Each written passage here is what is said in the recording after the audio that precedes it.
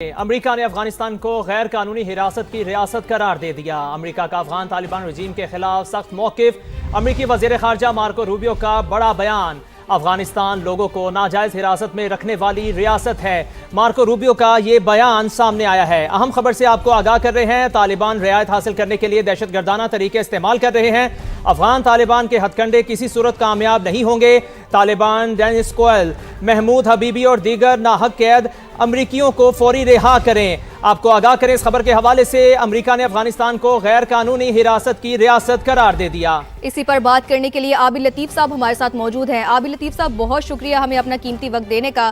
یہ کہے گا کہ امریکہ نے افغانستان کو غیر قانونی حراست کی ریاست قرار دے دیا ہے، اس پر کیا کہیں گے آپ؟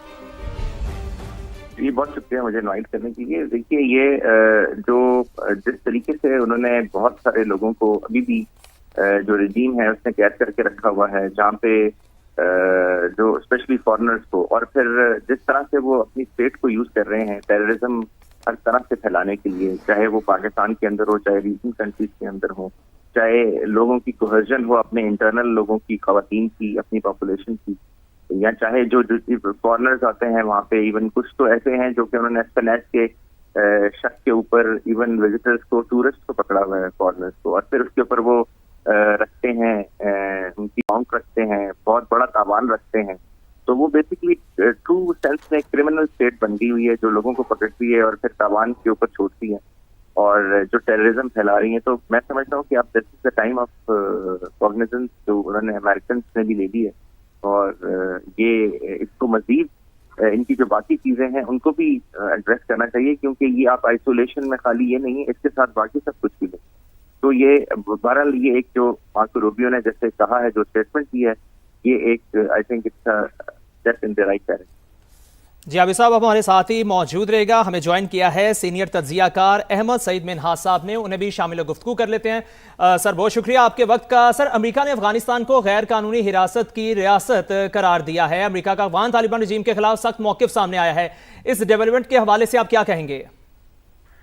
دیکھیں، افغانستان کی جو بری رجیم ہے اس کی کوئی گراؤنڈز ہے نہیں، نہ اس کی کوئی جڑیں ہیں وہاں پر، اور اس وقت وہ جس طرح سے بھی اپنی گورنمنٹ کو برقرار رکھے ہوئے کابل کے اندر، تو میں اس کو کہتا ہوں یہ کابل کی رجیم ہے، یہ افغانستان کی رجیم نہیں ہے۔ پرائمریلی انہوں نے جتنی بھی وہاں پر اپنی اجارہ داری اس وقت تک 2021 سے لے کے اب تک جو برقرار رکھی ہے، تو ان کے ہاتھوں میں جو اسلحے ہے اور اس کا غیر قانونی جس طرح وہ استعمال کرتے ہیں، یا لوگوں کو جس طرح سے وہ اریسٹ کرتے ہیں، اسپیشلی جو فارنرز ان کو لیوریج کے طور پہ استعمال کرتے ہیں، اس کے لیے تو افغانستان کی بری رجیم ویسے ہی مشہور ہو چکی ہے۔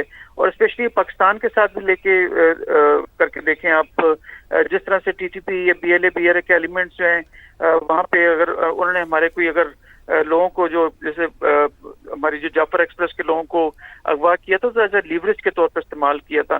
تو بیسیکلی ایک ہی سکے کے دو رخ ہیں، چاہے وہ ٹی ٹی اے ہو یا ٹی ٹی پی ہو یا بی ایل اے یا بی آر اے ہو، تو یہ اس سے تو کوئی بعید نہیں ہے۔ تو اب امریکہ کی جانب سے جو ان کے سیکریٹری آف اسٹیٹ کی جانب سے بیان آیا ہے، میں سمجھتا ہوں ان کو بھی اس کا احساس ہو چلا، اور یہی وجہ ہے، یہی بدقسمتی ہے افغانستان کے لوگوں کی کہ اس طرح کی رجیم ان کے سر پہ مسلط ہے کہ ان کو کوئی بھی ملک ان کو ڈپلومیٹکلی ایکسیپٹ نہیں کرتا۔ ایون یونائیٹڈ نیشنز نے بھی اس کی کوئی ڈرائیو نہیں کیا۔ اگر یہ اپنی روش بہتر کرتے اور ایک مہذب دنیا کے ساتھ قدم ملا کر چلتے تو پاکستان ان کے لیے اچھی خاصی جو ہے لابنگ کر رہا تھا 2021 میں، اور اب سب پوری دنیا نے دیکھا۔